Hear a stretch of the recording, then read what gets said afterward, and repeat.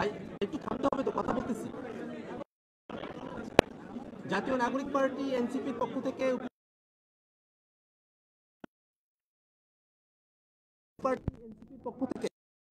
আমরা আরপিও অনুযায়ী নির্বাচন কমিশনে দল নিবন্ধনের শর্তসমূহ পূরণ করে আমাদের দল নিবন্ধনের আমরা এইমাত্র দাখিল করেছি। নির্বাচন কমিশনের কর্মকর্তাগণ আমাদের আবেদন তারা রিসিভ করেছেন, আমাদেরকে রিসিভ কপি তারা দিয়েছেন এবং একটি দল নিবন্ধনের জন্য যে শর্তগুলো প্রয়োজন হয় সেই শর্তগুলো পূরণ করে আমাদের মূল আবেদনের সঙ্গে যে সংযুক্তিগুলো আছে সেই সংযুক্তিগুলো নিয়ে আমাদের অন্যান্য নেতৃবৃন্দ তারা পথে আছেন, তারা আসছেন। আমরা সেই অন্যান্য যে ডকুমেন্টসগুলো আছে সম্পূর্ণ ডকুমেন্টসগুলো আমরা এখানে সাবমিট করব। আমরা আমাদের পূর্ণাঙ্গ প্রেস ব্রিফিং আর কিছুক্ষণ পরে করব। আমাদের অন্যান্য নেতৃবৃন্দ আসার পরে আমরা শুধুমাত্র একটা জিনিস আপনাদেরকে জানাতে চাই যে জাতীয় নাগরিক পার্টি এনসিপি জনগণের দল হিসাবে, জনগণের পক্ষের শক্তি হিসাবে অভ্যুত্থানকে ধারণ করে বাংলাদেশে যে নতুন রাজনীতি চর্চা করতে চেয়েছে সেই রাজনীতির ডাকে সাড়া দিয়ে সারা দেশের মানুষের এনসিপির সঙ্গে যুক্ত হয়েছেন।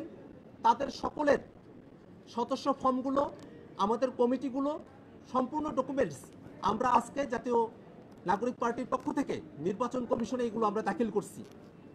সাংবাদিক বন্ধুগণ, জাতীয় নাগরিক পার্টি এনসিপি দলের প্রতীক হিসাবে নির্বাচন কমিশনে যে আবেদন দাখিল করেছে সেখানে আমরা 3টি প্রতীককে দলের প্রতীক হিসাবে আমরা আবেদন করেছি, কিন্তু আমাদের দলের প্রতীক হিসাবে নির্বাচন কমিশনের থেকে আমাদের প্রত্যাশা হলো নির্বাচন কমিশন দলের প্রতীক হিসাবে আমাদেরকে শাপলা বরাদ্দ প্রদান করবে। অন্য দলের প্রতীক হিসাবে আমরা শাপলা চেয়েছি। আমরা জাতীয় নাগরিক পার্টি এনসিপিকে তাদের দলের প্রতীক হিসাবে, আমাদের দলের প্রতীক হিসাবে শাপলা আমাদেরকে বরাদ্দ প্রদান করবে।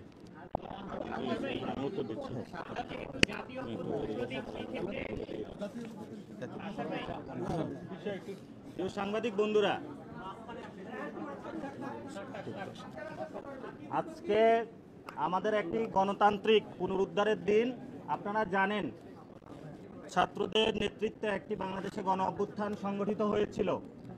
আমাদের সামনে একটি চ্যালেঞ্জ দেওয়া হয়েছিল ব্যালট রেগুলেশনের। আমরা এই প্রস্তুতির জন্য আজকে দেশবাসীর সামনে দেখাচ্ছি আমরা নির্বাচন যে সাংবিধানিক প্রতিষ্ঠান রয়েছে তাতে আমরা দরখাস্ত করেছি। পার্লামেন্ট এখন খালি রয়েছে। এই পার্লামেন্টে আগামীতে সংস্কার বা ঐক্যমত কমিশনের 400 আসনের মধ্যে 300 আসন এনসিপির ঘরে থাকবে ইনশাল্লাহ।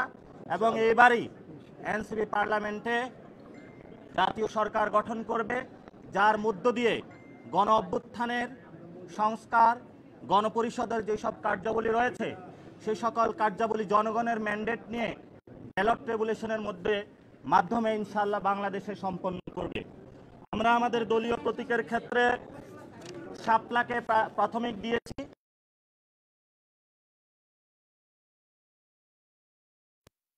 আমরা নিবন্ধন আজকে কেন দিলাম? আপনারা জানেন আমরা স্বল্প সময়ে দল গঠন করতে পেরেছি এবং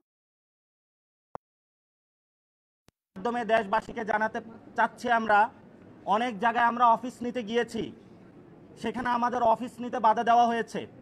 অনেক জায়গায় আমরা কমিটি গঠন করতে গিয়েছি, সেখানে ছল ছাতুরির আশ্রয় নেওয়া হয়েছে। বিভিন্ন দল আমাদের মধ্যে ঢুকিয়ে তারপরে তাদেরকে আবার এই পদত্যাগ করিয়েছে। এই হলো বাংলাদেশের রাজনৈতিক কালচার। সকল প্রতিকূলতা, সকল চ্যালেঞ্জকে মারিয়ে আজকে আপনাদের সামনে এখানে বাংলাদেশে যেভাবে 5 তারিখে গণ অভ্যুত্থানে বাংলাদেশের মানুষের জয় হয়েছিল, এনসিপির শাপলা পুরো বাংলাদেশের মানুষ জয় জয়কার করে দিবে। এনসিপির নেতৃত্বে নতুন সরকার গঠন হবে। এবং এখানে একটি প্রশ্ন এসেছে যে কি আমরা রেখেছি কলম, তৃতীয় প্রতীক হিসাবে রেখেছি আমরা মোবাইল। তবে আমরা নির্বাচন কমিশনের কাছে এবং দেশবাসীর কাছে আবেদন রাখব আমাদেরকে যাতে শাপলায় মনোনয়ন দেওয়া হয় এবং শাপলা মার্কার মাধ্যমে জনগণের তাদের সরকার গঠন করে। আপনারা জানেন আমরা পুরো বাংলাদেশ থেকে 5 লক্ষ মানুষের ডাটা নিয়েছিলাম। সেখানে আমরা দেখিয়ে দেওয়ার চেষ্টা করেছি যে অধিকাংশ বাংলাদেশের মানুষ এনসিপির প্রতীক হিসাবে শাপলা চায়।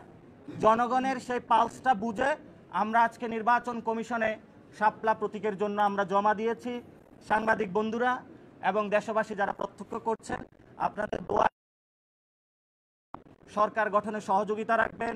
ইনশাআল্লাহ আমরা এই করেই